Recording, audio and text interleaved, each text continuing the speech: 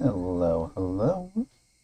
We're starting the stream with a cat on my shoulders, so I can barely see my other screen. We left off in the previous chapter with murder.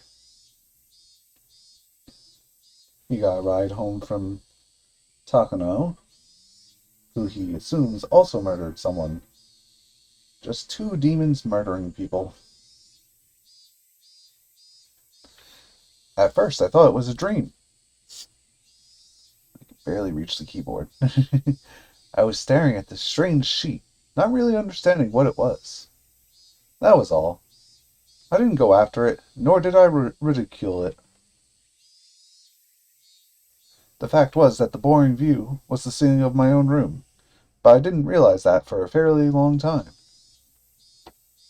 Yes, I thought I had been dreaming, but I had actually been staring at the ceiling the whole time. Lethargy induced by the voices of the cicadas. The cat requires more petting. Yes, right, Koro?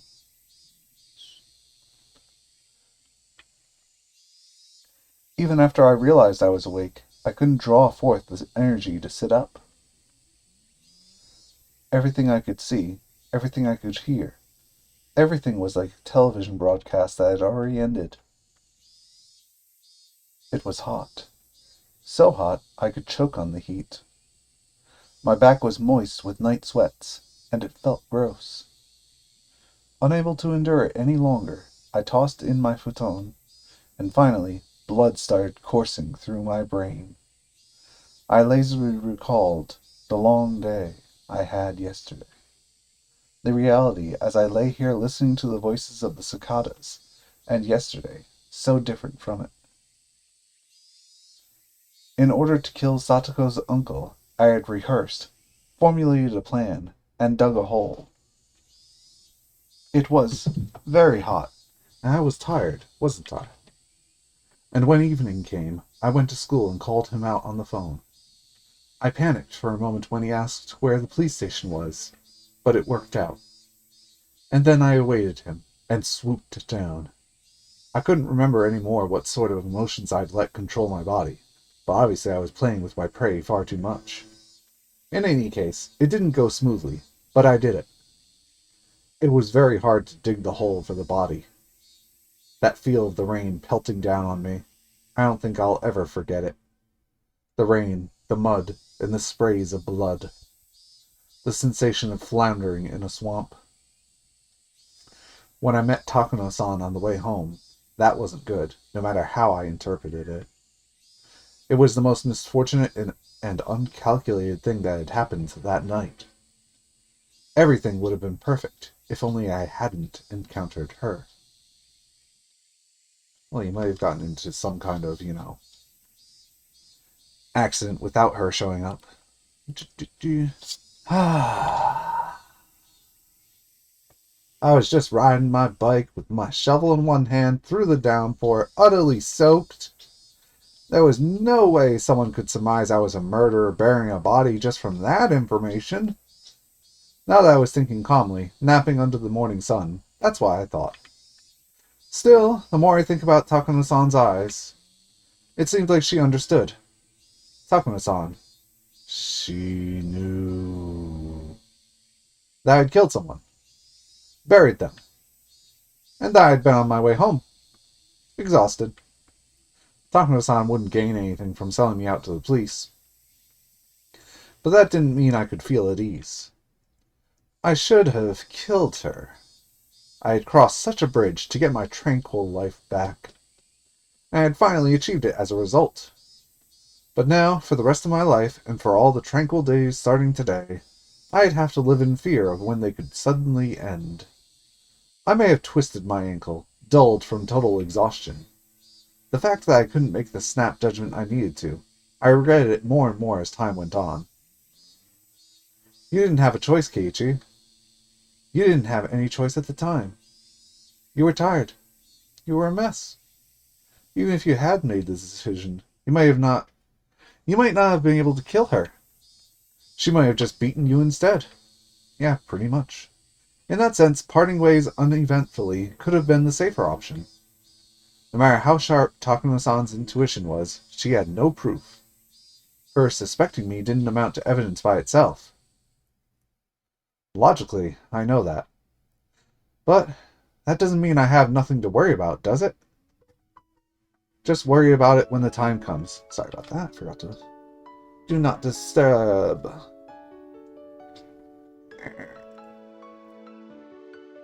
Now isn't the time to be worrying. Oh wow. Life is streaming. It's the time to be smiling, right? You accomplished so much, just to gain a new life starting today, didn't you? Then you should be happy at this new morning.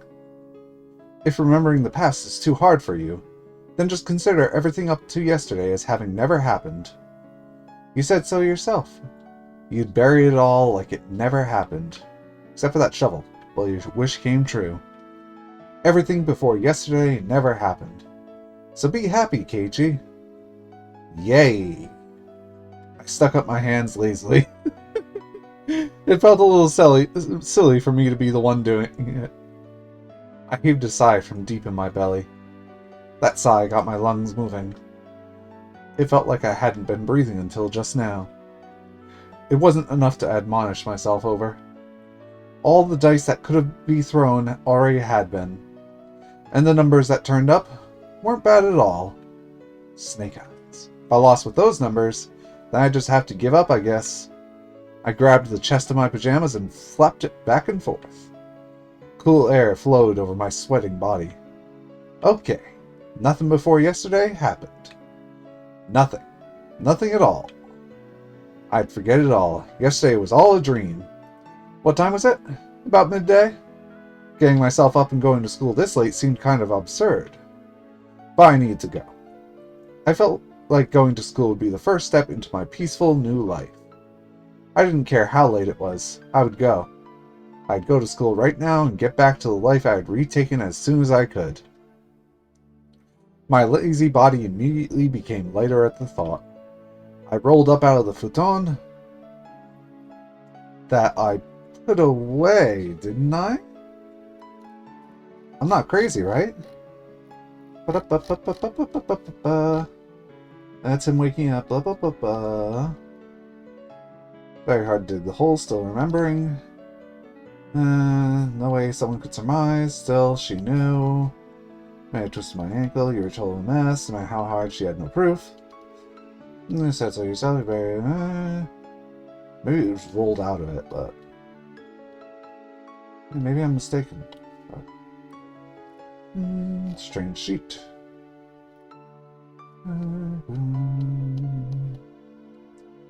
Wish there was a search function so I could search the word. I'm going crazy. I really need to know it.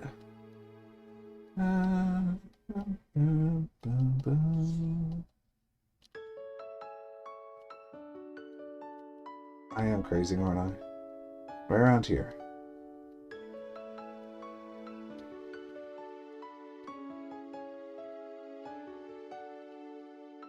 Huh. Sorry. I'm just going to check the top one more time. Strange sheet. Because he's realizing it's his room. Back was moist. Tossed in. Tossed in. Okay, so he rolled around. Sorry. Bounced onto my knees, then leaped upward. Yeah, because he mentioned he never puts it away. Nice! Stuck the landing. I stuck out my chest with pride at my gymnast-like pose, then took a deep breath of fresh air. The brisk morning air had been gone for a while, replaced by the crisp air of summer. Speaking of which, it's finally warm again. Downstairs, I got a stern talking to by my mother. Where were you last night? When did you get back? You need to tell me when you won't be home for dinner. Things like that. I was at the festival, Mom, you know?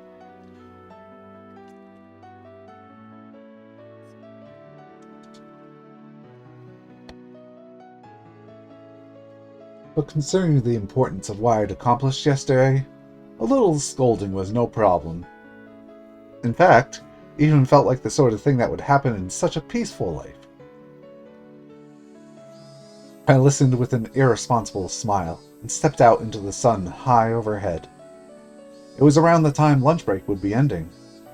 Everyone would probably be worrying about me. I didn't go to the festival, and now I wasn't at school. Well, maybe they weren't too worried about it, since they would have gotten a small piece of news, but a happy one from Satoko today. Yes, the small piece of news that her uncle hadn't come home last night. Satoko would probably live her days in nervous tension for a while, thinking he might still come home. But eventually, those days would end. And finally, Satoko too would realize her uncle was never coming back. And then, Rika-chan would quietly invite her. She would say, "You can live with me again." And everything would be back to normal. Our lives would go back to how they were before that man appeared. Satoko would start wearing that extraordinary smile, complete with those protruding canines, and fool everyone with those traps she was so proud of. I'd probably be her first target out of everyone, but I wouldn't be mad. In fact, I might actually shed tears of joy at the return of something so normal. Satoko, she'd gradually grow back into that meddlesome personality of hers. I mean, my lack of useful life skills was already completely exposed. I wondered if I'd ever be a match for Satoko. But that would be such a pleasant thing to see too. And with such warm, fuzzy predictions, I didn't feel bad for going to school so late. In fact, I wanted to run there now to get there as soon as I could. Instead, I decided to savor the peacefulness of just going to school like normal, without running. The world I'd obtained for myself, that gave me joy just by walking like this. Yes. The world beginning on this very day was something I had won. Without that monumental feat yesterday, I would never have been able to come to school so cheerfully today. The school gate came into sight. Just then I heard the principal ringing the bell to mark the end of the lunch break. It was a clear, refreshing sound. I stopped, despite myself, and let myself take it in. Tap. I had stopped suddenly. So there was an extra footstep. With the noise, the blessedness I was feeling throughout my whole body withdrew into any pore it could find, and as if to replace it, I felt like hundreds of hairy caterpillars were climbing up my feet. I turned back, but of course, nobody was there. A single footstep could have easily been my imagination. But the footstep felt so ominous. That extra footstep I had heard after seeing Takano-san off last night. With everything that happened on that insane night, I didn't mind something like that happening once. It had been a hell of a night, after all. In fact, having just one hallucination was pretty fortunate. But those footsteps should have ended with yesterday, so if I heard them again today, there was really only one thing it could have meant. I'm having more hallucinations. Last night still wasn't over. It was still going. Still, that insane night, forever. He's not dead. The step I heard, it must be him. Just that one extra footstep was quietly ridiculing the nonsensical notion that the world starting today was completely different from the one that ended yesterday. My classmates playing in the schoolyard all vanished inside like the tide going out. When I approached the school, it felt like that warm, fuzzy scene had ended, and it didn't feel good. At the entrance, I took a quick look in everyone's shoeboxes. Satoko Hojo. She was here. Mion was here too. And Reno, of course.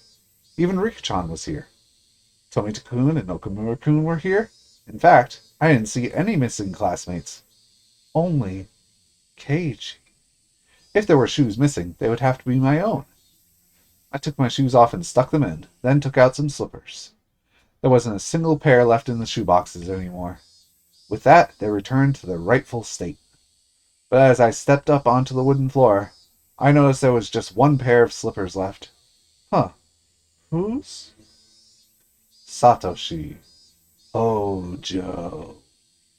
Satoshi, who had never been to school since disappearing last year. Until now, we had committed the exact same act of violence, but I guess in the very end, it went differently. You couldn't make it to school, but here I am. You didn't steal your slippers, unlike me. I didn't repeat the same mistake you made. I wasn't about to let myself feel superior about it. In fact, I felt an odd sense of familiarity with him.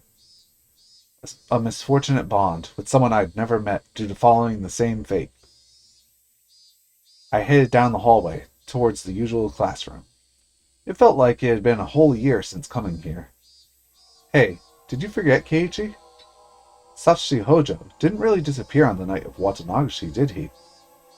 Yes, I can still vanish in a few days. Disappeared a few days later. On Satoko's birthday, if I was right. I didn't know what day it was, but I couldn't say for sure I'd avoided Satoshi's failure, unless I remained here past that day. I was still living in that night of insanity. The teacher still hadn't come to the classroom. The other door clattered open, the one the teacher wouldn't use, so everyone turned at once to see who had arrived. Everyone looked pretty vacant. Suppose I'll greet them. Good morning, ladies and gentlemen. I do thank you for coming all the way out here today. Silence. When I started to think I'd fallen flat, someone finally started laughing for me. Good morning, Keiichi. You're pretty energetic today. Yeah, energetic. Maybe you haven't gotten out of the festive mood yet. Oh. Hearing Mion and Rena's cheerful voices made me realize how dumb those dark feelings I've been having at the entrance really were. Hey now, festive mood? I wasn't at the festival at all, remember? Before I could say that, Rika-chan smiled at me. Keiichi, did you make sure to watch my dance? Yep. He saw it just fine. Didn't you see how big an applause he gave you? And he ignored it when that blockhead Shion came up and made a pass at him. Take that, Shion. Wow, that felt good. Mion starts laughing at the memory as she slaps me a few times on the back. So, how did that target practice contest turn out in the end? Tomoe-kun was facing me and talking. There was nobody behind me. That meant he was talking to me?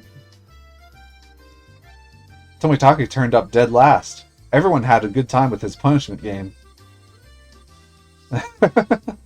Weren't you supposed to be the one in last place, Riku-chan? It was such a turnaround when you pulled off getting that chewing gum. I should have expected that from a member of my club. It was fantastic.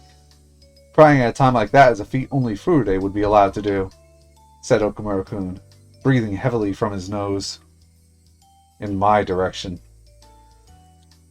Everyone laughed. If anyone but Riku-chan had done it, it would have been against the rules.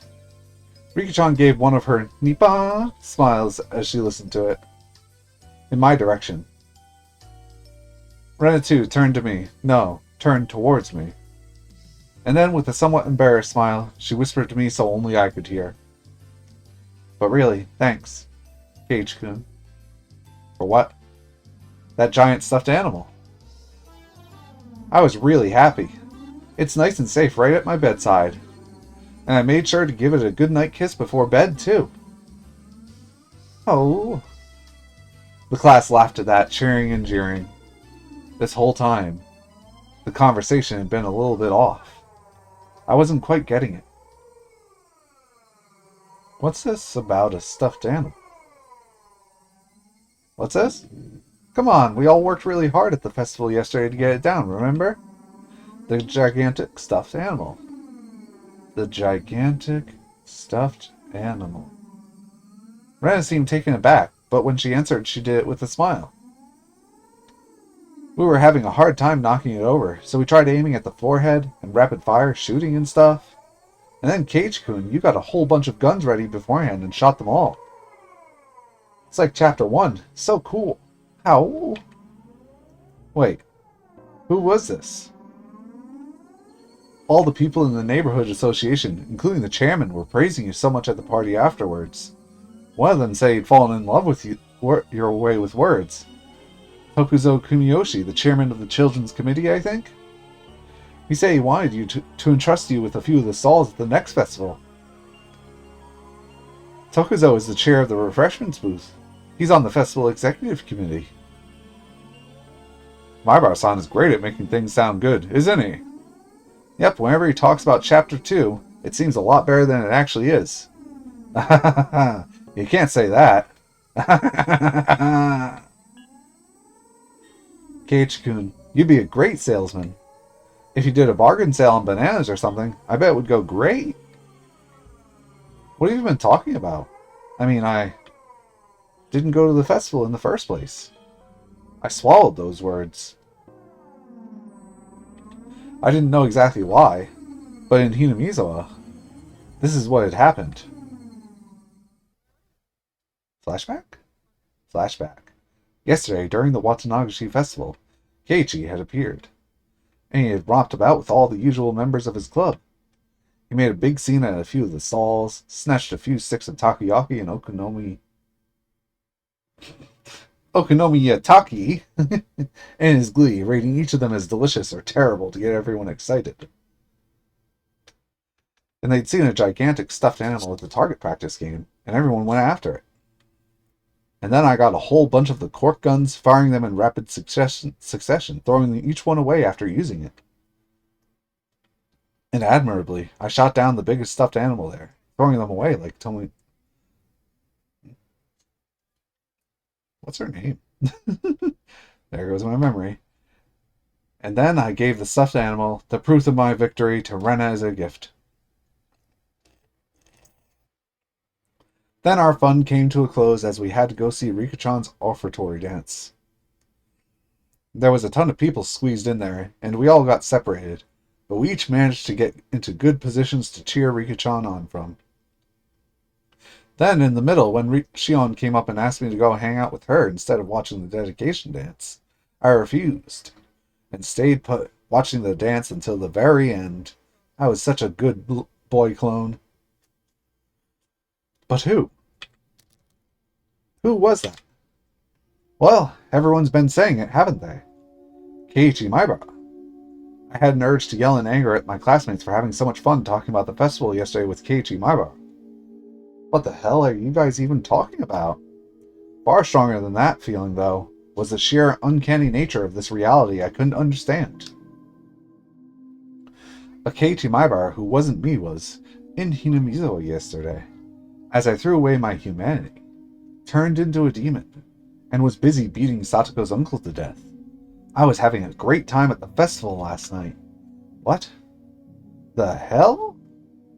I had to suffer through so much, desperately holding back tears, getting so worn out in that downpour, digging holes, chasing, beating, killing, dragging, and burying.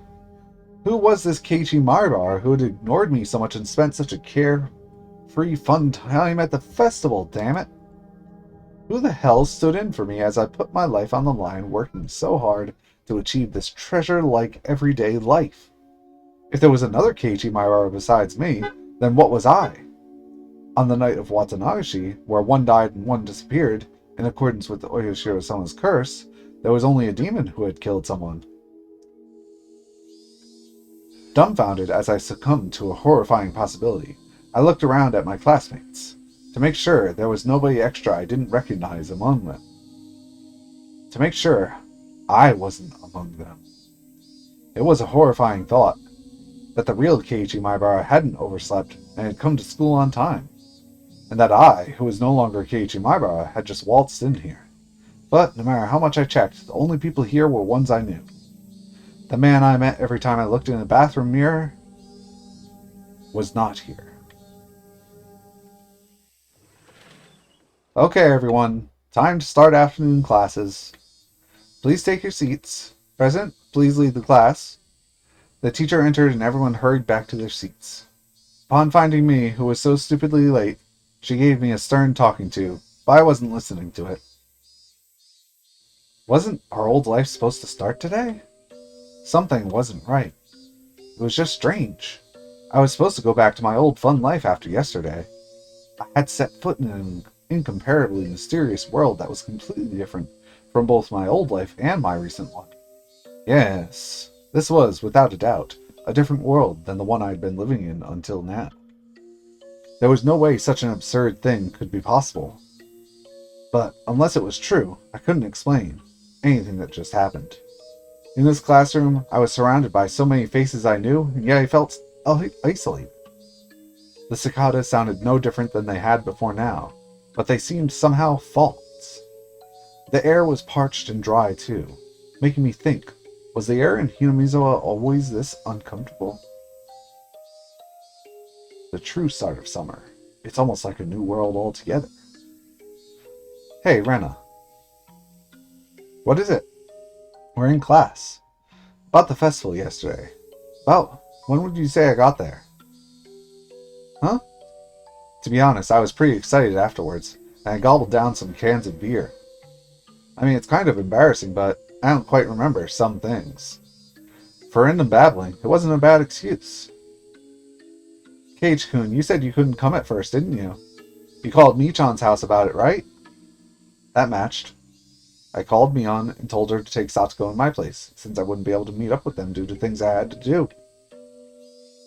We all decided while we were setting up for the festival that we'd invite Satsuko-chan. We wanted to bring her out someplace where she couldn't see her uncle for a little while. That was the same too. Mion said that when I called her. That everyone had already decided to invite her. And then we all went, me, Mi-chan, and Rika-chan, to Satsuko-chan's house and brought her out. Satsuko-chan's uncle seems like a really mean person. That part didn't matter. What I was trying to ask was, when did I meet up with you? How could you forget that? Keiichi-kun, I think you shouldn't be drinking until you're an adult. Whatever. When did I meet up with you? At my sudden threatening demand, Rana was at a loss for words. Oops, I shouldn't have rushed that. I told her I was sorry. It was at the shrine grounds. It was unexpected. You were talking to Rika-chan, weren't you? Yep. You were having a fun talk with Rika-chan in a shrine maiden outfit. And then Rena came up and said, "Oh, I'm taking you home." I was talking to Rika-chan. I asked, "Kei-chan, didn't you have something to do today?" Then you pounded your chest and said it yourself. That laying loose at a festival was more important than some silly errand. I didn't say that. I never said anything like that. I never even went to the shrine grounds yesterday to begin with. I never had the time to stop by a place like that. I went to dig the hole as soon as I woke up. I had a pretty hard time doing it. After that, I snuck into the school and made a call. I called him out and lay in wait. And then it started raining really hard. With that kind of downpour, the festival should have come to a halt. In other words, it ended then. From the time the festival started to when it ended, it would have been impossible for me to have swung by the shrine grounds. I was already there when Mion and the others dragged Satsuko out and brought her to the shrine, and I was talking to Rika-chan. Then, where would Rika-chan say we met? The teacher went out to wash her hands, so I ran over to Rika-chan's desk and asked her directly. With you? Yeah. We were talking to each other before Mion and the others got there, right? When did we see each other? When and where? I don't know what you're trying to ask. I drank so much beer I lost some of my memory. I don't remember a thing. It looked like Rika-chan bought into my babbling. We saw each other when the mayor and the others came out of the assembly hall. You were in front of the ritual implement storehouse. Huh? What? The ritual implement storehouse? I'd never heard a building called that before. Or maybe I have, but at the very least, I wouldn't know where on the shrine grounds it was. The mayor got real angry at you, since you shouldn't go near holy places without authority, remember? Keiichi, did you forget that too? I was too scared to ask any more. The more I asked, the more it became clear without any doubt that Keiichi Maibara was present at the Furude Shrine grounds during the Watanagashi festival. The clearer that became, the more doubts, nay, fears I had. Who on earth was I yesterday? Whoever that was, he had a good time at my place, and managed to go the entire day without letting them notice I wasn't there.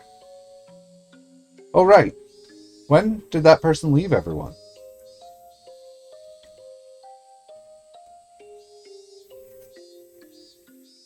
This morning, my mother got mad at me for having stayed out so late at night, which meant at the very least that Keiichi Maibara hadn't come home while my mother was still awake. The festival would have been closed because of the downpour. If I recall right, when I went back to the house's storage room to get another shovel, I think the clock said 7. Since it was already raining hard by then, the festival would have had to close down before 7. If I'd returned that early, I would have definitely run into my parents. Or, at the very least, they wouldn't have asked me when I got back last night. So the Keiichi Maibara from yesterday, that meant he never went home. That meant the downpour happened, the festival was broken up, everyone left. But he didn't go back to the house. That means... When I arrived at the natural conclusion, a wicked chill suddenly froze my spine and climbed up to my brain. That meant Keiichi Maibara was the same as Satoshi. One day, he never went home. On the night of Watanagashi, he never went home. The downpour interrupted the festival, and on the way home, he suddenly disappeared. Can I help you? And I, who was dealing with the corpse, went home without a problem. I was so tired I wasn't even hungry, so I went up to my room without a sound, crawled into my futon. Alright.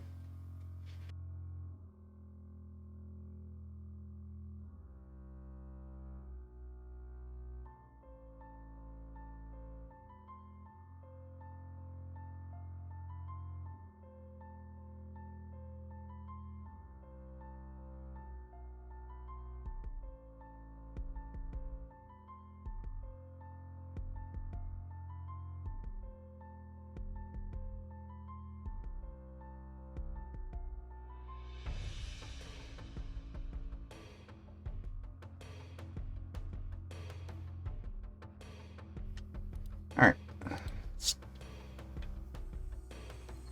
Who was I? That much was obvious. Keiichi Maibara. Keiichi Maibara was me. There may have been another one, but that doesn't negate the fact that I was Keiichi Maibara. Then that other Keiichi was what?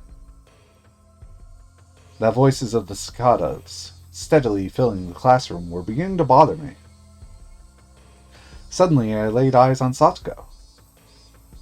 Satoko's expression was dark as always. She seemed completely exhausted at a life of agony she couldn't even imagine an ending to. What had last night been like for Satoko? Did she have fun with everyone and feel a little happier, if even for a moment? And, when she went home, the end of her dream. She'd probably gone to sleep afraid of when her uncle would return. And then, this morning, her uncle hadn't come home.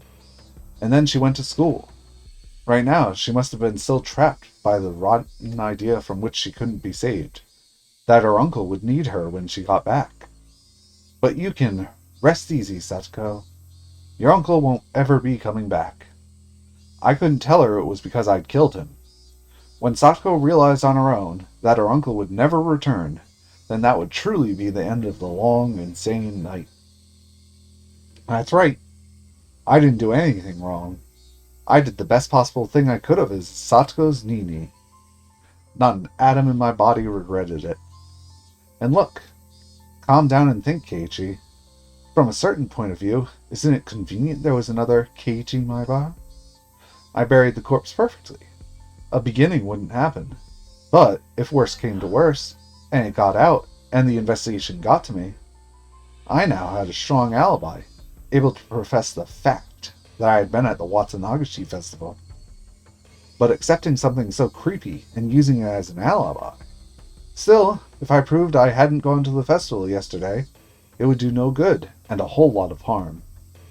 That was what left the really, actually bad aftertaste. Excuse me, sneeze.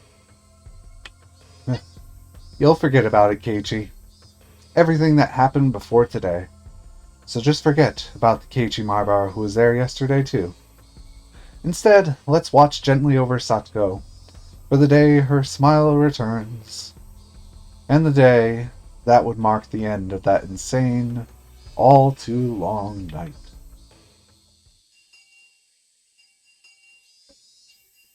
That's all for today, class. Please go straight back to your homes, everyone. Present, if you would. Everybody stand up. At attention. Bow. Goodbye. I thought about many things, and saw my thoughts dispersed by many other things. I didn't know whether or not that time had been spent worrying or daydreaming, but either way, it came to an end along with the class. Cheerfully, our classmates got their things and ran for the hallway.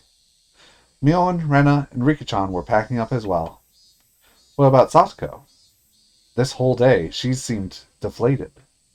Well, her uncle may not have returned last night, but she wouldn't have known he'd never returned. How much I wanted to express that fact to her. Satoko packed up her pencil box and math workbook messily, and after a dark glance at the clock, heaved a sigh, then went to leave the classroom. Then, suddenly, somebody placed a hand on her shoulder and stopped her. It was me. What is it? I wired the plants like I was supposed to, and got all the printouts done. Her words, possessed by a persecution complex, hurt. I spoke loudly so everyone could hear. Hey everyone, why don't we have club today? It's been a while. Satoko always had to tend to her uncle, so club has been on hiatus. In our minds, our club was proof of a calm, peaceful life. By enjoying being together, I wanted to make Satoko realize her days of darkness were over. I'm okay. I'll do it. Me- well, I don't mind. If it's okay with Satoko. Under a condition. That was important. With everything up to Satoko, she gave a worried look. Come on, Satoko, it's been a long time. Let's go crazy. Well, I'm happy you feel that way, but my uncle might already be home. Thus spoke her darkened eyes, her mouth unmoving. You've been choking on life every day for a while. You must be about to suffocate. It's not good for your mind or body. Once in a while, you've got to have some fun. Please, leave it alone. It's not like I don't want to do club again. With one word, but... She looked down. Sato, you know as well as anyone that it's more fun being with everyone, right? We're friends. That means we can spend time with each other. You had a great time at the festival yesterday with everyone, didn't you? When Renan nearly said something, but she was too late. Keiichi-san, what are you saying? My arm on her shoulder seemed to weigh her down, and she threw it off. When exactly was I playing and having fun at the festival? The one having fun was you, Keiichi-san. Huh? I looked over to Mion for help, but now everyone was looking down. My instincts told me that Satoko hadn't gone to the festival, but Rena said it herself, that she went with Mion to Satoko's house to invite her. Satoko-chan left on the way there. She didn't go to the shrine. Why? I realized the absurdity of what I'd just said with Satoko in front of me. She said her uncle was waiting at home, and she couldn't have fun by herself. When we were in front of the shrine, we tried to stop her too. Take care of the cat now. Both animals.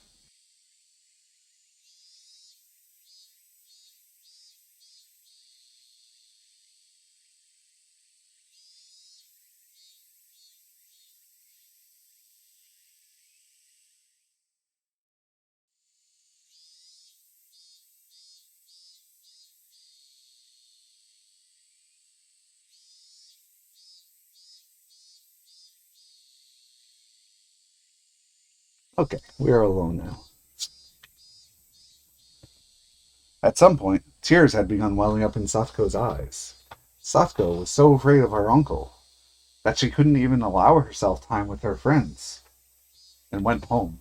No, she was even afraid of letting herself have a good time with her friends.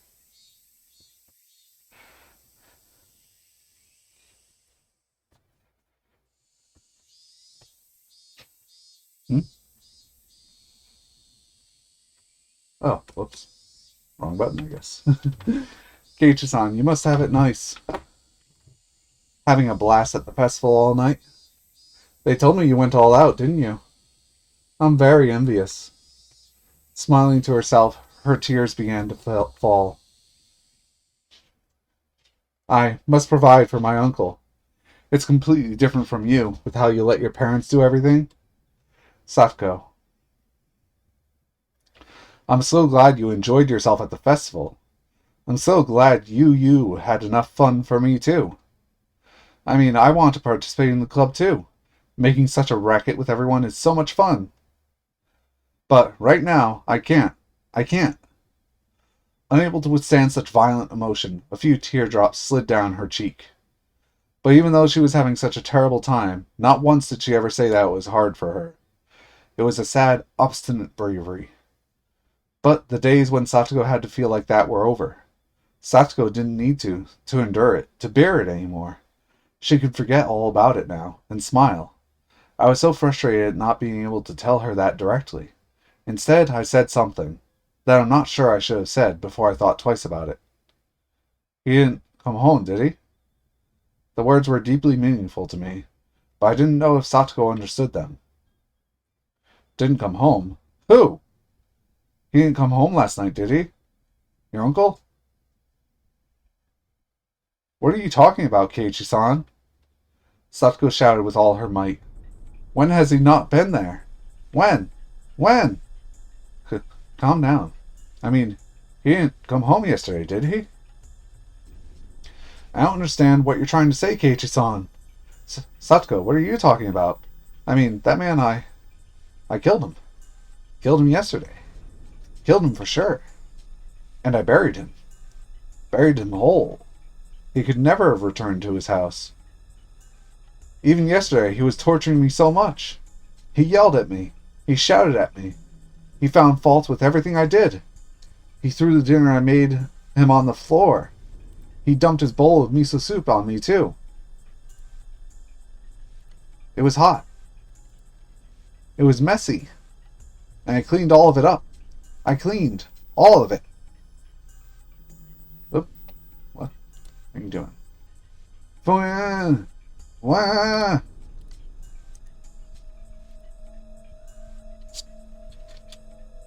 What? Our stories weren't matching up. Night?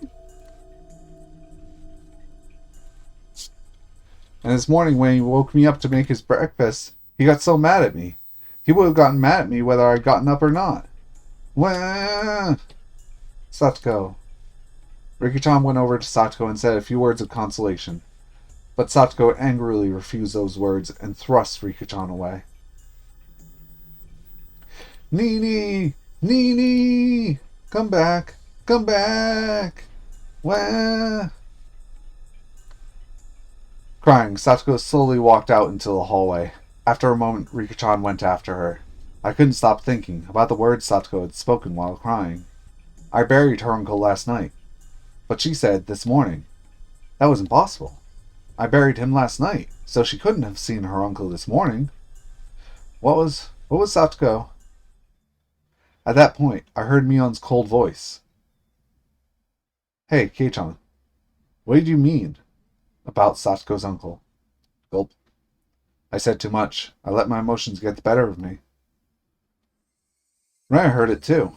You said Satoko-chan's uncle didn't come home. Why? Why didn't he come home? That's strange. Satoko-chan's uncle was right there this morning, wasn't he?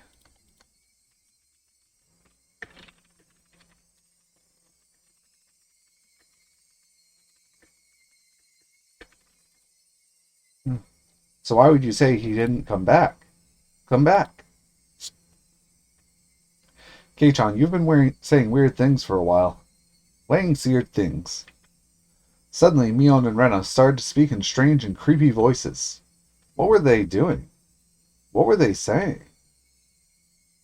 Kei-chan, is it somehow inconvenient for you for Satoko's uncle to be around? No. What are you talking about? Of course it would be better if Satoko's uncle wasn't here. Yep. That's true, of course. If only he weren't here, right? Something wasn't right.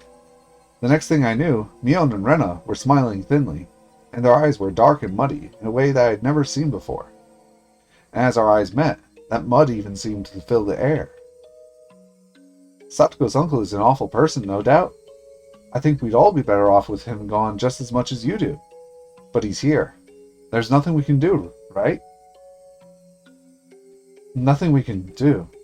Something's wrong. Something's clearly wrong here. What the hell was happening? After a moment, a chilly, liquid-like feeling, as though my blood had been mixed with sherbet, crawled up my spine. No choice, I mean, of course there isn't, but then Satoko will never. If there's no choice, what would you do? Reno was trying to prompt me to say more. There really was no choice, so I killed him. I killed him to protect Satoko. That's... Leave him alone. I think things will resolve themselves soon enough. Satoko-chan said her uncle was here, so he's here. He was here yesterday, and he's here today. She said so it's fine, right? Right? Mion and Rena were speaking unbelievably dismissively. How could they be talking like that? Mion and Rena, they were my friends, and were seriously worried about Satoko's abuse, weren't they? They would never blurt out something like this. And I definitely killed Satoko's uncle. No matter what Satoko or anyone else says, I wouldn't acknowledge it, because him being alive was impossible. There is no way he was alive. It was impossible. And yet, since Satoko herself said he was here, then he was alive. I didn't know why or how, but suddenly Mion and Rena were at my sides, standing there silently. Let's go home, Keiichi. After we leave, Rena wants to go treasure hunting for the first time in a while.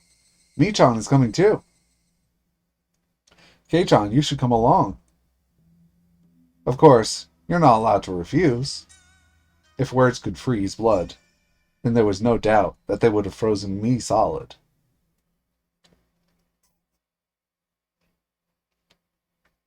I could hear it, a layer of thin ice, the sound of all my muscles tensing. And with them closely at my sides, we left the school, as if they were police officers taking me away.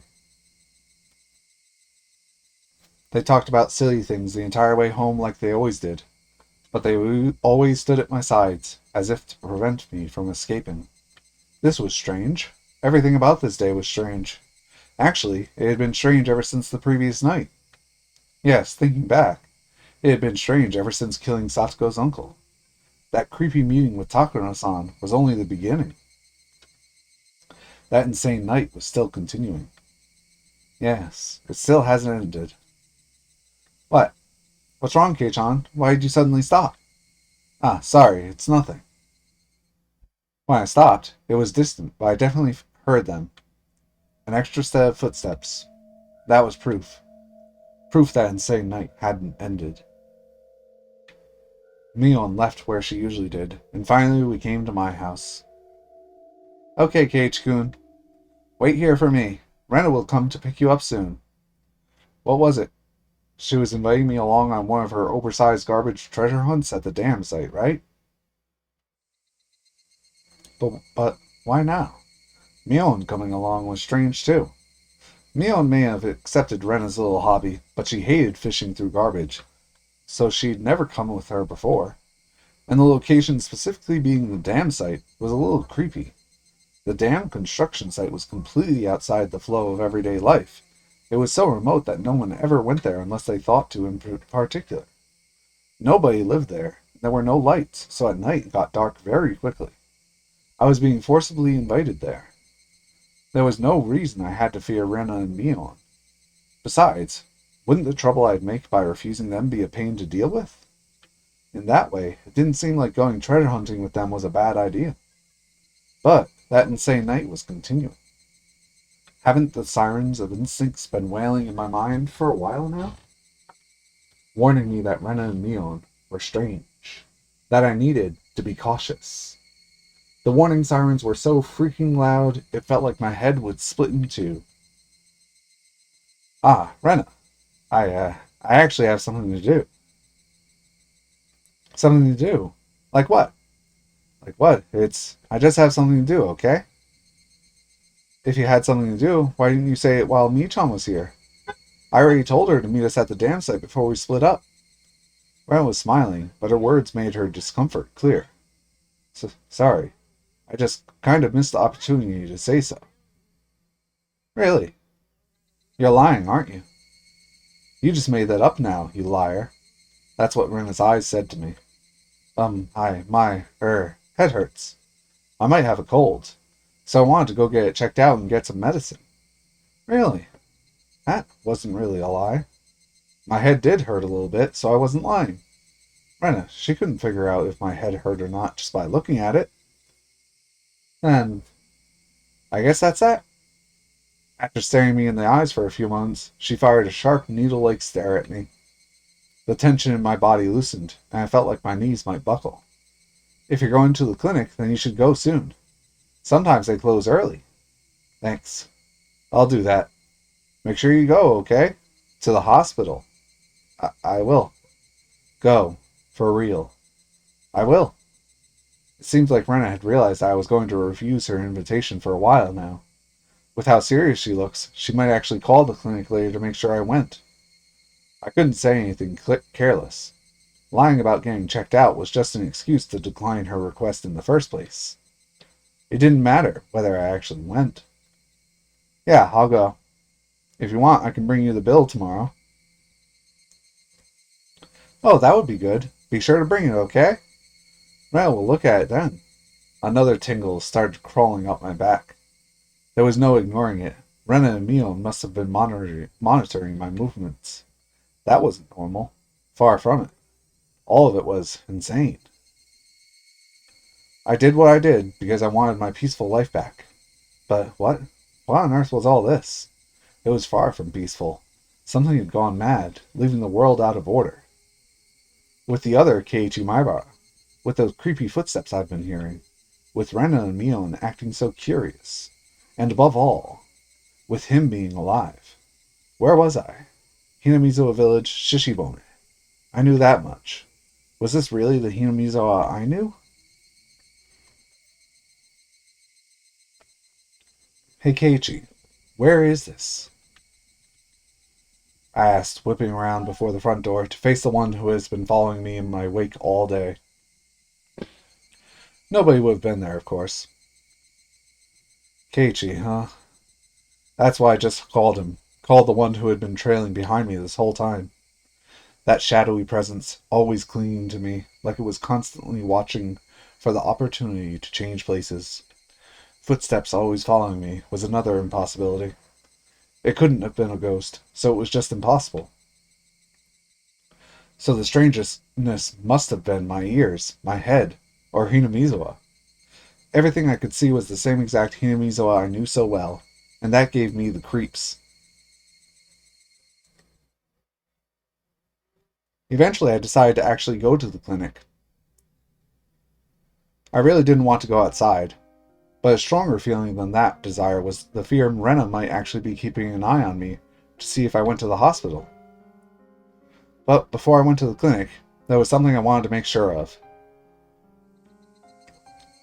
It was at school. I pretended I had forgotten something, and was going back to the classroom to pick it up. As soon as the thought crossed my mind, I was overwhelmed by paranoia. I was just going to the classroom, but I hated it so much, having to be so careful to fake it. After carefully verifying once more that nobody was watching, I went over to the locker.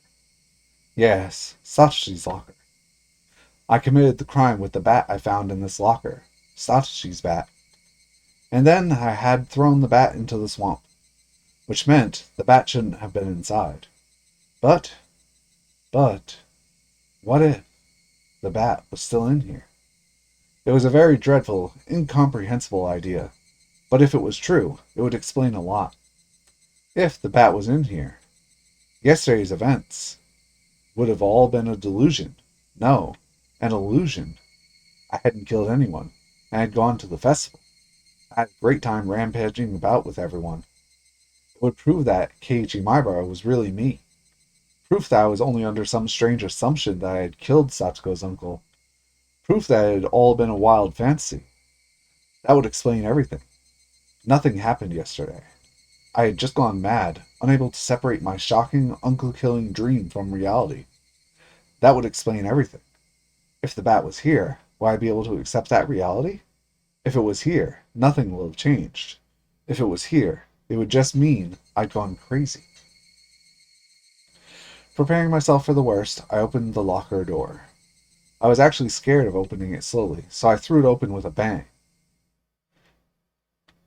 And just like the first time, the choking scent of smell and sweat like a stale towel came flowing out. There was a baseball uniform and some miscellaneous other things like notebooks. There was also a shoe pouch. And as for the bat, it wasn't here. It was how I left it when I took the bat out. There was no doubt, yesterday really happened. Now that I knew I wasn't a lunatic, I felt relieved. But at the same time, if I wasn't the crazy one, then Hinamizawa was. And that was evidence of a reality I found just as difficult to accept. There was noise, somehow, creeping into everything I saw, and the world was losing a tiny bit of color.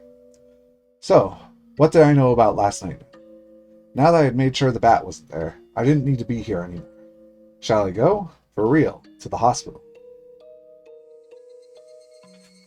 It was my first time going to the hospital, but from what I had heard, it wasn't far from school. My mom had told me where it was. A big, easy-to-see road went straight there. I went past the shopping street, made a turn. It wasn't overly hard to spot the sign with Irie Clinic written on it. There was one other person, an older man, there in the air-conditioned waiting room. I went up to the counter and told them it was my first time here. The man behind the counter glanced at the clock and said there would be a short wait. It was almost 5. Clinic hours would be ending soon. As I sat in this unfamiliar waiting room, isolated from everyone, and let myself feel the cool air, I actually felt relieved. What should I tell the doctor when he comes? I could tell him I had a cold, but I was the very picture of health. Actually, I wanted him to check my head. I wanted someone to confirm for me whether I was really sane or not. Keiichi Maibara-san, please come into the examination room. Huh? The voice from the other side of the examination curtain.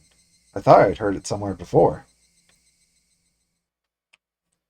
Hello. This is the first time we've seen each other here. Coach! Coach, you were a doctor? Now that you mention it, he did seem to know his way around when he was looking at my shoulder in the nurse's office. It would make sense if he was actually a doctor. Come to think of it, our teacher called him Irie-sensei, didn't she? Well, yes, I'm more or less a doctor here. Doctors have it really good, you know? You get to see and touch all that young, silky smooth skin. I could inject them with a weird chemical that'd make them my slaves, and have them be my personal maids. Thank you very much. Just seeing that made my cold go away. I'll be leaving now. Polite bow. Whoa, wait. Maibara-san! A joke. It was just a joke. Come. Sit down and let me take a look at you. I'll need to use my stethoscopes, so show you your silky smooth chest, Maibara-san. For some reason, I felt really relieved. After that insane night, as much as I thought everything had gone crazy, Coach was here doing the same thing he always did. I was very happy for that. You don't seem to have a cold. Actually, those scrapes and cuts all over you seem to be the painful thing. Don't tell me you were playing in the bushes with short sleeves and shorts. I mean, I can't say for sure you haven't been infected with tetanus. As I was chasing that man last night, I kept being scraped by bits of trees. I didn't realize I had so many cuts. You went a little too crazy at the festival yesterday. Enjoy that while you're young. Once again, I apparently went to the festival. Coach, did you go too? To the festival? Yes, of course I did. I may be a doctor, but I'm also on the Watanabe Executive Committee. Did you see me there? This coach was the same coach that I'd always known, and I felt like I could trust him more than my weird friends, so I asked. Well, actually, I was drinking in the main tent with the chairman and the others the whole time. I didn't go out to see the festival at all. I don't think I saw you. Oh, that was a strange question. Did you have too much to drink and forget about what happened last night? And underage too, you bad child. Coach allowed a laugh. He didn't laugh in an unnatural way like Mion and Rena did. Coach was okay. He was the coach from the world I knew. He wasn't someone from this abnormal world. Well, this all might seem a little weird to you, but I want you to hear me out without laughing. Yes, go ahead. I greatly welcome any shy, bashful worries you might have as you come into your secondary sex characteristics. Could it be possible that I have an identical twin? Coach hadn't expected that question at all and couldn't say anything for a moment.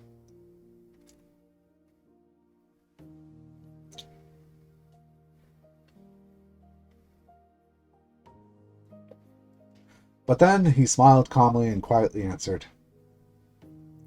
"This is just superstition, but I've heard before that everyone has two other people in the world who look just like them. If there was, I'd certainly like to meet him, though. Also, there are plenty of fairy tales where the person's double appears. The German ones about doppelgangers are probably the most famous. Doppelgangers. Yes, they look exactly like another person. Apparently they herald misfortune, and if you meet one, you're sure to die soon. I think that's how it went. When you meet them, you're sure to die soon." The story ended directly in death, plain and simple, and it made my spine tingle. Coach wasn't saying it to scare me, though. He was just offering a casual anecdote. But that made it feel all the more real. Have you ever heard of one of those things showing up in Hinamizawa? What? Well, I can't say that I have. Coach must have thought he was being teased, so he laughed in an exaggerated way. But when I didn't smile along with him, his laughter steadily grew fainter. "I'm sorry. Well, I was sort of being serious." "No, I apologize for laughing. Was there something you were worried about?" I wondered if I should tell him. Then, after resolving myself one final time, I slowly spoke. I didn't go to the festival yesterday." "Is that right? Well, there will be one next year. And then you can..." "That's not what I meant. I didn't go to the festival, but according to everyone else, I was there. Could that even be possible?" After blinking his eyes in amazement, Coach seriously thought about what I was trying to say. And he answered, choosing his words carefully. "Let me make sure I have this straight. Marbara-kun, you went to the Watanagashi festival, but don't remember it. Am I right?" I was trying to say something completely different, but I suppose any sane person would come to that conclusion. That night, Keiichi Maibara was actually at the festival, but I was saying I didn't go. That obviously meant my memories of going there had failed me. But that was absolutely impossible. That vivid act I had committed during the downpour couldn't possibly have been an illusion. All these scrapes on my body prove it, as does the fact the bat wasn't in the locker. No, that's not it, Coach. I really didn't go to the festival." "Please don't take offense, Maibara-san. Have you ever had an experience where you were suddenly somewhere unfamiliar, and you couldn't remember why?" "No. And I didn't lose my memories or anything. Because while the festival was going on, I was definitely doing something else. It wasn't like I was asleep and unconscious or anything." "You're certain you were doing something else?" "I know I'm being awfully rude, but are you sure you're not mistaken?" "I know I'm not. My memories are clear as day, and they were real. During the festival, you weren't at the shrine, and you were doing something somewhere else. Can you definitely prove that?" That's right. Thinking it through brought me to this. There was only one way to prove that I really wasn't at the festival yesterday, and that was to show you that there was no doubt that I had killed her uncle." Coach saw me struggling to answer, and his eyes looked a little cold. I guess they would. After all, from Coach's perspective, I was just a weirdo sputtering nonsense. "Would you like to lay down? Maybe you should relax and take it easy for a bit." "Sorry, I didn't really come here to lay down." "You seem to be a little worked up.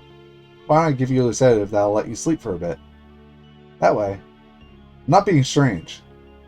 Coach seemed to realize he was treating me like a deviant, and he raised his voice. I apologize if I've offended you. So please, calm down. I definitely didn't go to the festival. That's the truth. I understand. I understand, so please calm down, take a deep breath. No, you don't understand at all. Coach was stunned and stared in stupefaction. I do understand, Maibara-san. You didn't go to the festival yesterday. Is that right? I believe you. I believe you. Coach jotted down a brief note in his records. He was writing it in German, so that his patient wouldn't know what it said. But I could make a good guess as to what he wrote.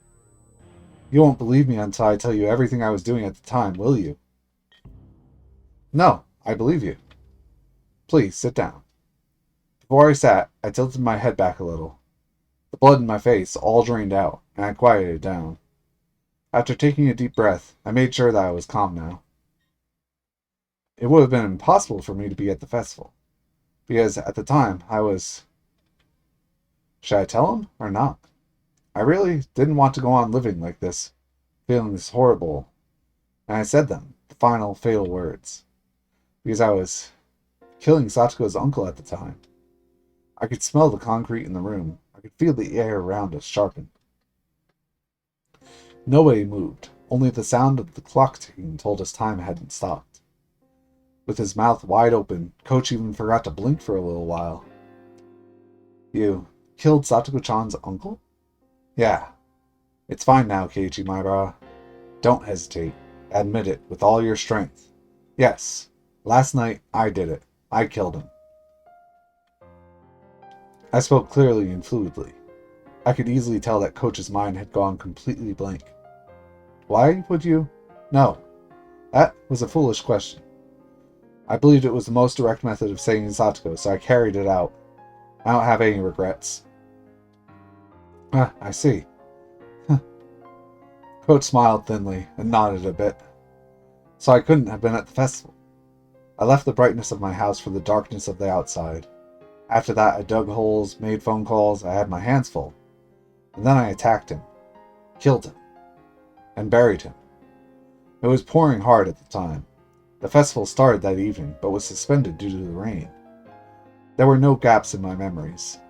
From the late afternoon until it started to rain, there was no time for me to possibly have gone to the festival.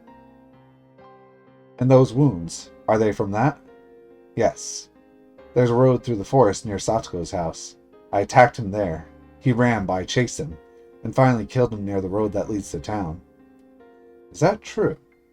Killing our uncle, it wasn't some wild fantasy? I could tell that Coach didn't believe me. So I spoke slowly, not letting myself grow excited. It's true. I killed him with Satoji's spat. I threw it and the uncle's motorbike into the swamp. I dug a hole, killed him, and buried him. I did it all by myself.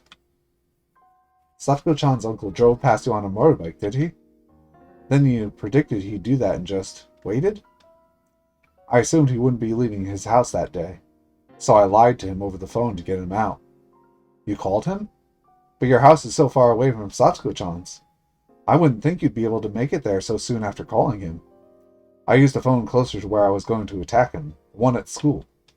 But Maibara-san, it was Sunday. Wouldn't the school have been locked up? A forest ranger happened to go inside for a bit. Luckily. I slipped in when I had the chance. After that, Coach grilled me on a few different things regarding the incident. He made sure to question me carefully, looking for any contradictions in my account. I'll believe you. What you did yesterday doesn't seem like a dream.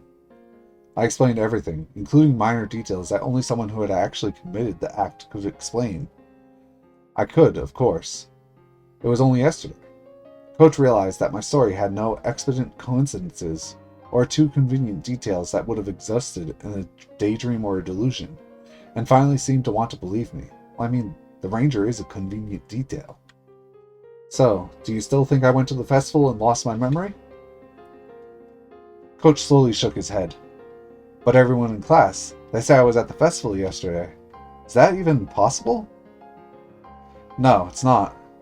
Your classmates probably mistook you for someone who looked very similar. Then, given how group psychology works, everyone just assumed that you had been at the festival. They couldn't have mistaken me. Mio and all the rest said they were spending time with Keiichi Maibara. It was much more than just having mistaken someone else for me. But saying that out loud just confused Coach. He spoke to me in whispered tones. Do you feel guilty at all? It didn't sound like he was criticizing me. And even if he had, I would have flatly said the same thing. I don't. I did it so that I could return the peaceful days I had stolen from us. So I planned to forget about having killed him and live my life as usual. Once Satoko's regular smile returns, the one from before you showed up, everything will be finally over. Any chance that someone witnessed the crime? I don't think so. If someone had seen me, I would have been arrested already. I am a doctor. My job is to save lives. So I cannot make any statements to the effect of condoning the taking of another's life. So instead, I will say this. Coach slowly rose and placed a hand on my shoulder. For saving Satoko-chan, I thank you. Coach's eyes started shedding warm tears. When I looked at him, I started to feel some tears of my own. I didn't know what I was crying for. And so, for a little while, the two men in the room fought back their tears. But it's strange.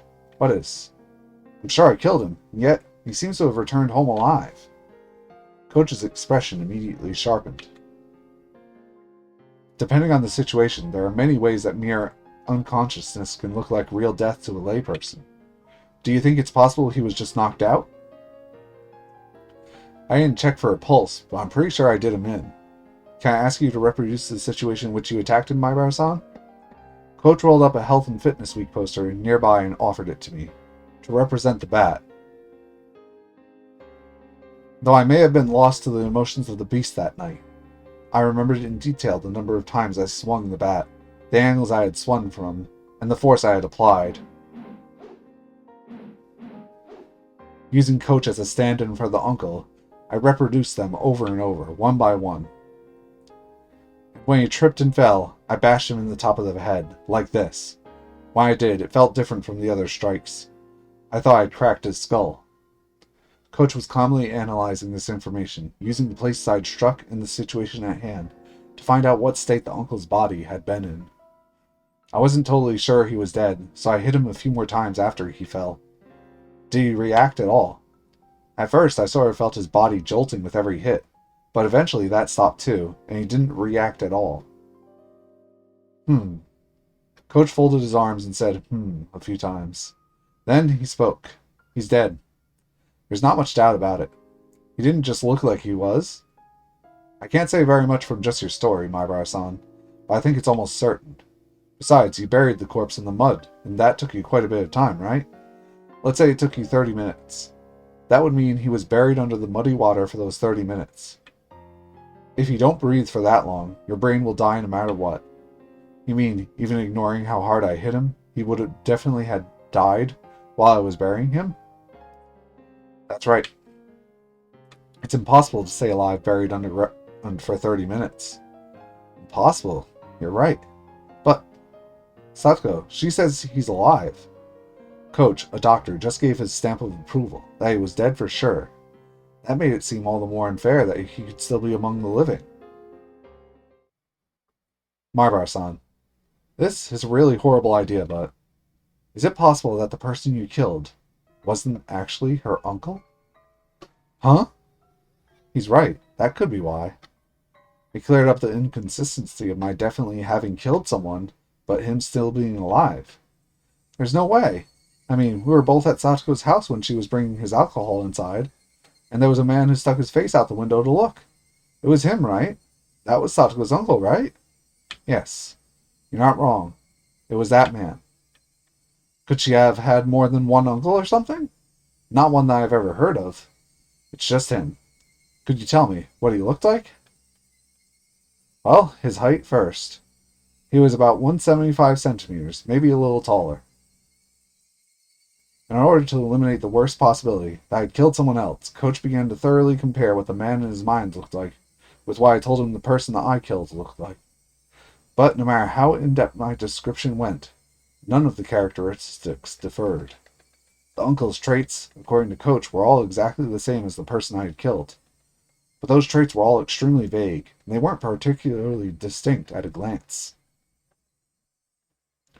Could you, well, is there anything else about him that would let us identify him for sure? Now that you mention it, I've never seen it, but I believe Satoko-chan once said it a long time ago that he had a tattoo of a tiger or something on his back. A tattoo? That was really important. Not everyone had a tattoo. If I found a tiger tattoo on the back of the man's corpse, it would be proof I killed the right one. At the moment, though, there was one other thing that would verify this. To go to Satoko's house and see for myself the uncle that had returned home despite having died. But that was far more terrifying than digging up the body and looking at its back. Without even looking at the tattoo, I knew for sure that the one I killed had been Satoko's uncle. I cracked his head open and killed him. And yet he'd gone back home. There wasn't any misunderstanding, or even the shadow of a doubt in my mind about having killed him. And yet, it was impossible for him to exist. Kind of like how Keiichi Maibara had been at the festival, despite it being impossible. That small commonality made me feel as though a faint but bizarre force was permeating this insane Hinamizawa. I wonder, what on earth could have happened? Despite you not going to the festival and killing Satoko-chan's uncle, you were at the festival, and the uncle you killed is alive. None of this makes any sense. When I look at everything that way, it's almost like I'm just having a nightmare, and there's no killer at all. But it's the truth. The sensation as I used my own hands, and that bat to bash him again and again. It was no illusion or dream. Coach allowed a slow sigh, then, after looking at the clock, got up. Let's go over this all a little more seriously. If you'll excuse me, I'll go put on some tea. Clinic's about to close, after all. I need to let the other employees leave. Coach stood up and went outside into the hallway.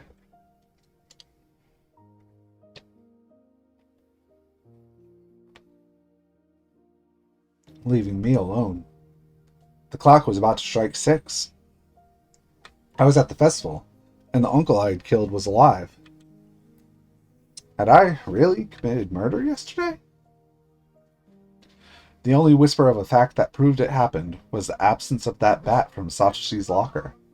In any case, I was glad that Coach had taken my nonsense seriously. I just confessed to murder. Normally that would frighten a person away. But Coach didn't run. He cried with me. I was glad he did. Like so, my tension melted away, and I suddenly realized I really had to urinate. I thought to use the restroom while Coach had stepped out. There was one across from the waiting room. As soon as I left the room, I saw Coach and 2 male doctors wearing white clothing standing in the shadows of the hallway nearby. I didn't particularly intend to eavesdrop or anything, but I was quite surprised upon noticing how uneasy they seemed. I hid behind the wall and quietly listened in. It seemed like Coach was giving directions to the 2 doctors. Black tea. I'll make some.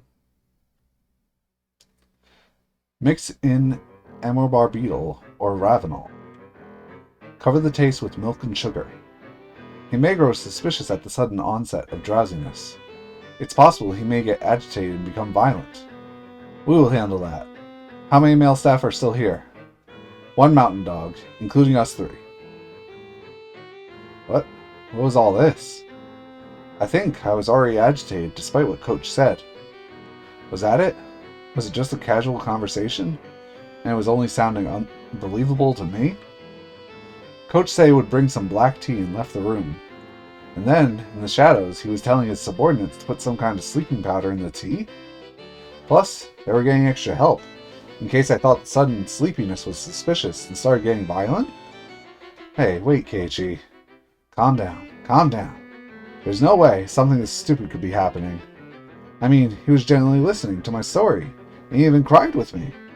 I thought he was the one person in Hinamizawa who would understand. This was... There are signs of fabrications or falsehoods, and his memories of yesterday in particular are completely confused. He can no longer tell truth from falsehood. It's quite similar to multiple personality disorder. But as for how quickly this mental disorder emerged, it's just not normal. Maybe it's inborn, or perhaps there were signs of it before he moved here. I'd like to take a look at any records of him staying at a mental hospital before he moved here. In any case, I want him to take a quiet nap. The 2 doctors nodded deeply. I should probably contact Maibara-kun's parents, too. though I can't think of what to tell them. Please find his home phone number for me. My eyes, still moist, began to shed tears once more. This was too cruel. I really thought he had actually understood, and had believed what I had told him. But now, from the other side of that wall, he was bluntly treating me like a crazy person. I believed you. I believed you. I had let down my guard, because I thought you were the only ally I had left after that insane night.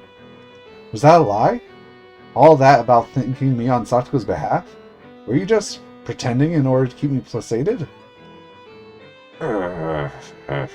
My tears fell to the floor in frustration. I was an idiot. I was such an idiot for believing that bastard. I heard footsteps approaching the doctors. A man in a dress shirt with no tie came running up. Dr. Irie, it's terrible. They found Takano-san. Takano-san? Wait, where? Well, apparently they discovered her burned corpse in the mountains in Gifu. She's dead? Takano-san? The men, all surprised, exchanged glances. Dead? Takano-san? Hey, wait, so then, does that mean when I cursed her, wishing for her death, that wish was granted? What do you mean, burned corpse? Was it an accident? According to the Gifu police's statement, the possibility is extremely high that she was murdered. As I cried, I laughed quietly. Serves you right. Serves you right. If I hadn't run into that woman, my murder would have been perfect. But she just had to come driving up to me and tried to coerce me like that. I regretted not having killed her on the spot, but now she was dead anyway. My curse, my wish for her demise, it was fulfilled. Serves you right. Serves you right. Risa-san died, and Takano-san died. Who's Risa? What on earth could be happening in Hinamizawa? Don't tell me that this was all Oishiro-sama's curse for this year?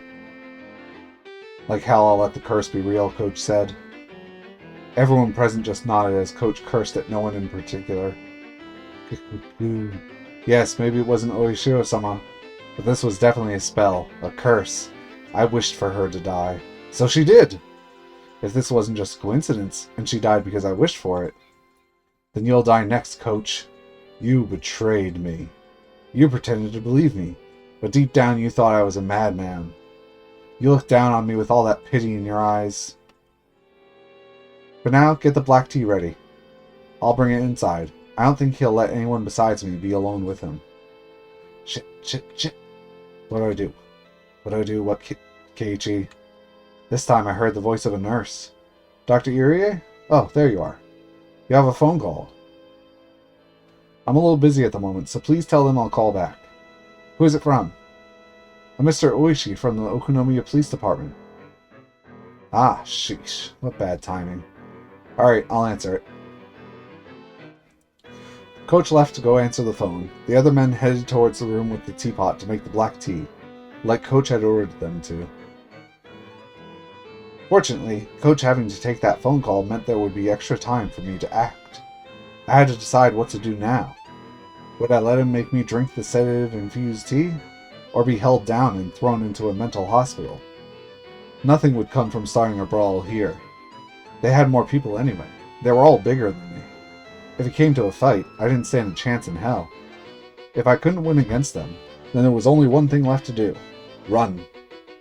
Adrenaline suddenly rushed to my brain, and my body started to move with keen instinct, like it had on that night. My surface temperature quickly cooled, and the transmission routes between my cells enlarged. Using 360-degree visual information, I searched for an escape route. I would open the window behind me. Outside was a parking lot. There were no cars. A little beyond there was the bicycle I had taken to get here. I determined that this would be the quickest method of escape. I approached the window swiftly, but with little sound, to raise as little suspicion as I could. With the speed and silence of a shadow, like I had on that night I chased her uncle, I unlocked the window and opened it up. A cool evening breeze wafted in. I stuck my head out and looked over the parking lot again. Nobody in sight. No need to hesitate. I quietly crawled outside and closed the window behind me. I held my breath and listened carefully. Nobody seemed to have realized I'd run. I looked around. Then I jumped onto my bicycle and zoomed away. The pedals clattered under the force. Had my bike always creaked like this? Did the pedals always whine every time I pushed down on them? My bike wasn't the only one crying, though. I was, too. My tears fell as the wind cut through them. They rode the breeze and scattered behind me. Urgh. I hate this. I hate this. I'm not the crazy one. Hinamizawa is. How dare you treat me like a madman? Die. Die. Just fucking die already. I believed you. I believed you.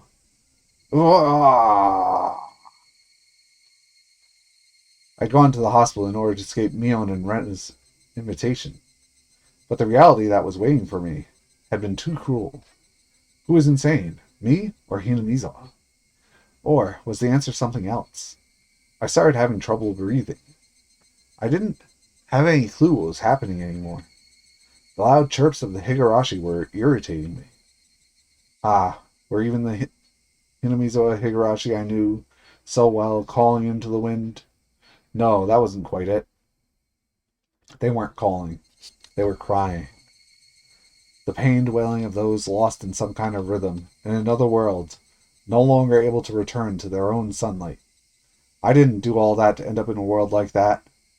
And actually, at about this time, I might have been having fun with everyone else. Satsuko would have gotten her smile back after realizing her uncle wouldn't ever come home, and she might have shown it to us at our first club meeting in a while. This was the kind of world I wished for. So, what was this? Why did I end up in such a strange, ghastly world? Someone I killed was living like normal. I had enjoyed myself at the festival despite not being there. I don't want it. I don't want this strange world. When did it start to go wrong? When? When? No matter how much I thought about it, I never understood. I rode swiftly and returned to my home. It had begun to rain during my journey back, and just like yesterday, I was now soaked. But I didn't care about something so trivial right now. The pain I felt in my heart that Coach, the one person I trusted, was acting so cruelly was far worse. Did I have no allies in Hinamizawa anymore? With the naive thought that I at least wanted my parents to side with me, I stepped up to the front door. Wait, Keiichi. It'll be dark soon. There's something you want to check, right? Yes. I wanted to dig up the man's corpse and get a look at his back. If there was a tiger tattoo there, I would know beyond a doubt he was Satsuko's uncle. That long night wouldn't end until I was certain. If this insane world was all reparation, all a divine punishment, then I needed to make certain whether I had been successful enough to even deserve to pay that price. I went to the storage room again and got the shovel. It had been washed in the rain, but the paint was peeling, making it look unsightly. I never ever wanted to touch this thing again. The sensation of it in my hands was totally different from the night before. There was a ruthless coldness about it. Yeah. It would be dark soon, so I'd need the lantern too. There would be a little bit of light from the streetlights, but it would get extremely dark. Thought I'd put the lantern here, but I suddenly noticed it wasn't anywhere to be found. Then it hit me like a bolt of lightning. I dropped it when I was almost hit by Takano. Of course. On that night, I hadn't brought the lantern back with me. I'd left it at the place I buried the body. If I didn't go get it soon, it would get very dark. And then, not only would I be able to find the spot I buried the corpse, but I wouldn't even be able to find the lantern itself. If that happened, it was all over. I need to hurry. In order to fit the shovel in the basket on the front of my bike, I need to twist and disassemble it. But it looked like there was dirt in the joints. No matter how hard I pushed, it didn't want to come apart. After strenuous effort, I realized I couldn't get it apart, so I decided to hold it in one hand and ride my bike with the other. With the downpour soaking me through, and a shovel in one hand, riding one-handed. It was as if I'd returned that night. No, return was the wrong word. It was more like that night had never ended. The pain of the raindrops striking me were no different from then. The thing that was different was Hinamizo. The world and nothing else. The rain clouds were already making it dark, and now was about time for the sun to set. I could tell it would only get rapidly darker. The straight road leading to town. In the middle of it. That should be where I buried it. Yes, it was near that streetlight. On that night, too, the water from the downpour was splashing down from the streetlight's overhang like a waterfall. The pouring rain was exactly the same as it had been that night, and thus it brought my memories into focus. I left my bike in the brush and stepped into the forest, the ground already soaked with mud. Where had I buried him? Think. The darkness, the shadows, the water, the mud. Everything was the same. Think. And then I spied the lantern by a fallen, moss-covered tree. That's right, I left it right there. If I left the lantern here, then I would have buried him over here.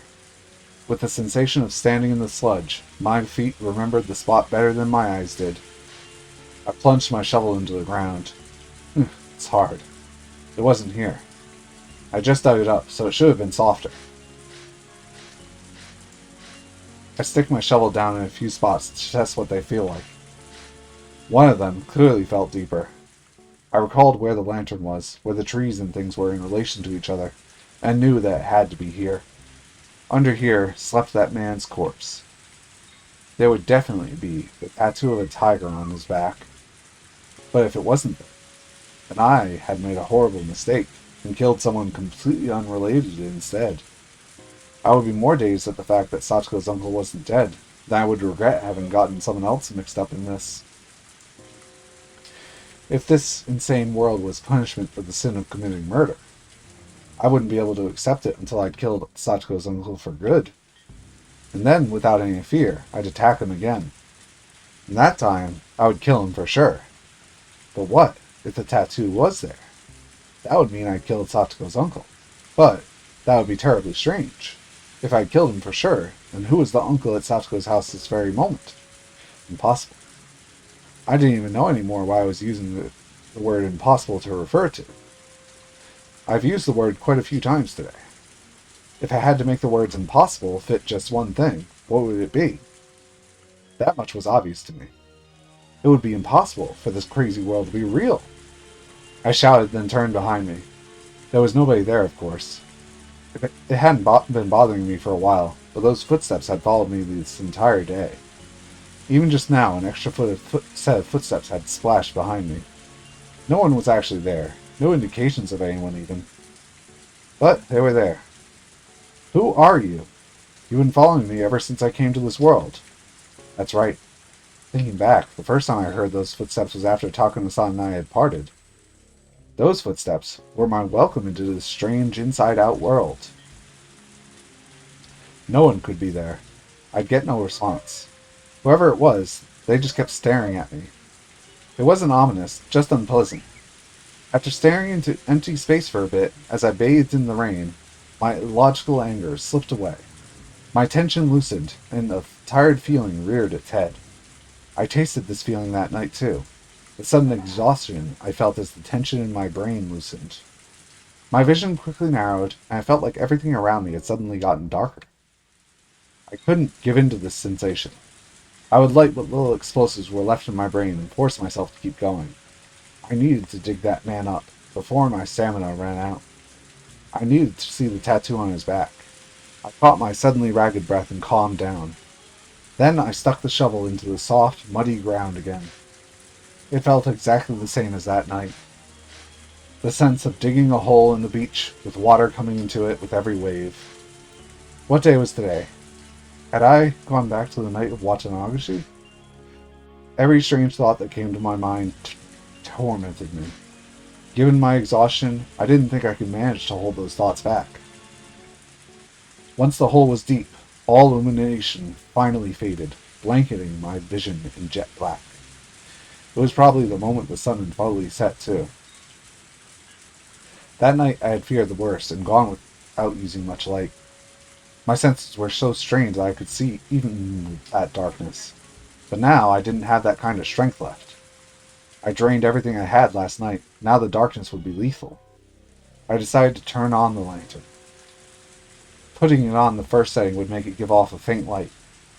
Even with how little there was, it was enough, and people wouldn't be able to see it from far away in this rain. I grabbed the chilled lantern, turned the dial with a click, set it to the weakest light setting, and turned it on. An uncanny world of silhouettes appeared before me. A complex and strange shadowy world, created by the intricate entanglement of trees and branches. I had only turned on a light, and it was like that was all it took to make the world into something else. I let out a quick, tired breath and wiped the liquid, neither rain nor sweat, from my brow. Then I raised the shovel into the air and slammed it into the mud. That moment, the silhouettes surrounding me, ominously, all moved at once, almost like they were my shadows. Inside my head, something packed in there. Something coarse but not hot or cold was loudly rushing about.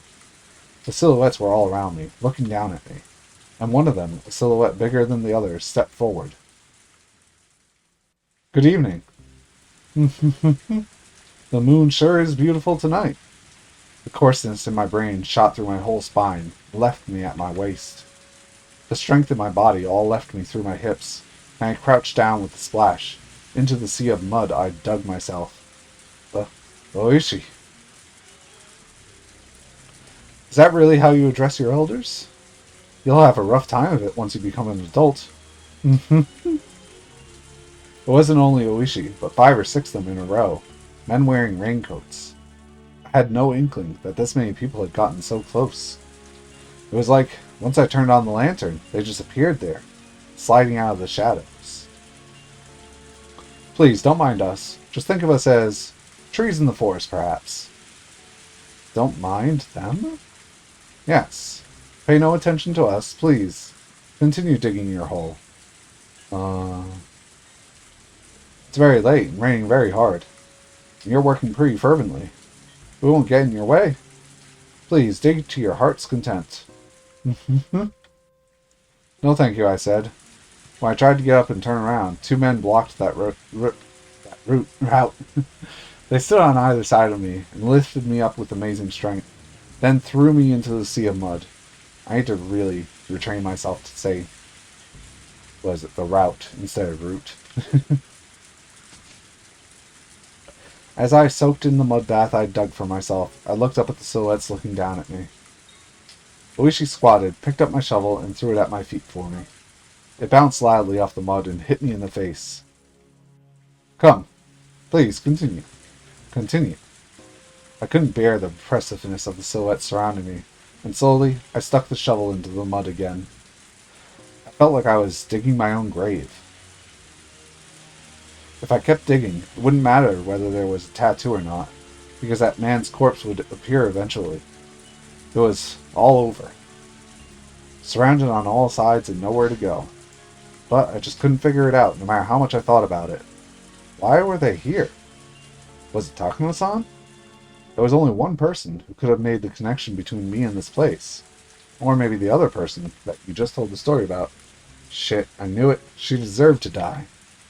Stopping so soon? Ah! Bam! Keiichi kicked me in the back, which took me by surprise, sending me flying into the mud. Hurry up and dig, please. You really should consider the fact that some of us are standing out here in the rain. Fuck you. If you don't like the rain, just go home. Ah! Keiichi kicked some mud into my face. Work, please, instead of talking. Only people from the red light district do both at once. Isn't that right, boys? The men around him didn't react, not knowing quite whether they should laugh. But when Keiichi glared at them, they started mumbling out pained chuckles. Just who was this guy? I knew the world had changed after that night. But if I went even further back, didn't it start when this guy showed up? That was when our peaceful days had been taken from us. Ever since he showed up in Hinamizawa, things had been odd. Everyone stopped smiling, and the world went crazy. The ground under my feet gradually got harder and heavier. At this point, even I started to think something was odd. I hadn't buried him this deep on that night, had I?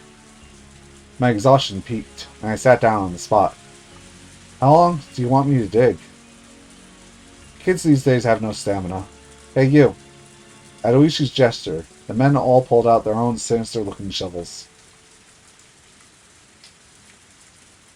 As I watched to daze, one of them grabbed my collar, dragged me out of the hole, and threw me to the ground. The rest of the men stepped into the hole I dug and started shoveling themselves. As I stared at them, dumbfounded, Oishi sauntered over and squatted down to look at me directly. Keiichi Maibara-san, is this a hobby of yours? Digging holes on rainy nights? When I didn't respond, Oishi took one of the tin buckets they were using to bail out the muddy water, scooped up some of it, and splashed the whole thing in my face. The rain's heavy today, too. No matter how wet I get, I still don't understand the appeal. Oishi smiled to himself, then scooped up another bucketful of muddy water. I'll ask you again. Is digging holes on rainy nights your hobby? Who the hell would have a hobby like that? Splash. Oishi hit me with another bucketful of muddy water. The pebbles in it stung. Will there be something in that hole? I've always liked that story, about the old man who could make plants bloom, and the puppy digging in his yard for gold. As he spoke, he ran the bucket through the muddy water again, to splash it in my face again. What kind of treasure is buried down there? Can't you at least give me a hint? If you want to know, then dig on your own time. Fucking pig. I wasn't saying that out loud, but Oishi mercilessly drenched me in muddy water again anyway. Shit. If only you hadn't shown up. The world wouldn't have gone wrong. Ever since you showed up, things have been strange. Satsuko got abused by her uncle, I ended up killing him, and the world went crazy. He was how it all began. Because of this culprit. He splashed another bucket of mud in my face. My insides were seething with anger. Die, you. You die too. I had some strange power to kill someone by cursing them, like with Takuma-san. And you're dead. And it won't be Oishiro-sama's curse. It'll be mine. I'll curse you and kill you. What a rebellious look you're wearing. Why don't we use this opportunity to teach you a thing or two in that regard? We really do live in peace these days. When I was about your age, corporal punishment was the norm for everything. Oishi-san. One of the digging men in raincoats wiped some sweat off and called Oishi over. Oishi tossed the bucket away, then turned around with an evil grin on his face. Yes, what is it? Please, look at this. Acceptance, or maybe resignation. I wanted to say to them, so you blockheads finally found it. Yeah, that's right. I'm the one who killed him. But you're the police, so it's your own job to figure out who he is, right? Come on, prove to me that he's really Satsuko's uncle. What on earth? We think it's an old drain pipe. It seems to be connected to the irrigation channel over there. Let's smash the thing. It's not being used, is it? The men all exchanged glances, then hesitantly broached another topic. Oishi-san, the ground down there is pretty hard. I don't think anything could be deeper than this. Did we get the location wrong? No, at first. It definitely felt like the place had been dug up before. But after digging so far, the ground suddenly hardened. We think we've gone down further than the hole that was originally dug. So, what does that mean? There was a hole here, and someone filled it back up? Is that what you're trying to tell me? What? What were they talking about? No. Well, I'm at a loss. Aren't you? Maibara-san? Oishi grabbed my collar and dragged me to the huge hole they dug. The one side was like an ocean. I couldn't see any drain pipe down there. One of the men stirred it with a shovel, letting me hear it clanging against something hard. There was no doubt I buried him right here. But I hadn't buried him this deep. I didn't dig deep enough to unearth an entire drain pipe. So, then, this man, his corpse, where was it? Proof that I had been successful on that night, was gone. Gone. Then, what? What on earth was I? Was I actually crazy after all, and just possessed by the delusion that I'd killed someone? That couldn't be. It was the unmistakable truth. It couldn't have been a hallucination. But now, the most important evidence that it hadn't been an illusion was gone. I killed him. I buried him. I had absolute unwavering confidence in that fact. Then, did I fail to kill him? After I left here, had he started breathing again, crawled out, and gone back to Satoko's house? Was that it? I had come here to see whether he had a tattoo or not. Yet, the truth I unearthed was far more than that. Yesterday, what was I? I killed him. I buried him. There was no doubt. But for some reason, he lived and crawled back out. That was impossible too. I'm so tired of hearing the word impossible over and over. I get it. Dead people don't like to play by the rules here in Hinamizawa. Then, I'll kill you as many times as I need to. I'll keep killing you until you never show your face to Satoko again. Oishi and the others were muttering to each other. Eventually, their conversation ended, and Oishi came towards me. What do you want to say? What do you want to do? I stiffened, tensing up. And then Oishi just ignored me, like I wasn't even there, passed right by me. The other men too, they ignored me and shuffled away. Eventually, there was no longer a sign that anyone was around, and I returned to my quiet world of silhouettes. The only one left there was me. Only the sound of the pouring rain filled up the silence. I guess that ends the chapter. I think I'm done for today, even though it's a bit early, because the next chapter probably is about as long.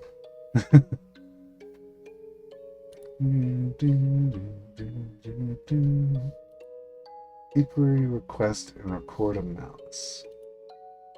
I assume one of them is straight out hidden.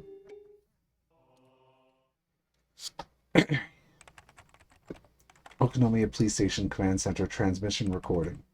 June 20th, 8:08 p.m. This is the Okonomiya Security Police. We read you loud and clear. Hello, we'd like you to look up a license plate for us. All right. Please give us just a moment to look it up. Thank you. Number match. Owner.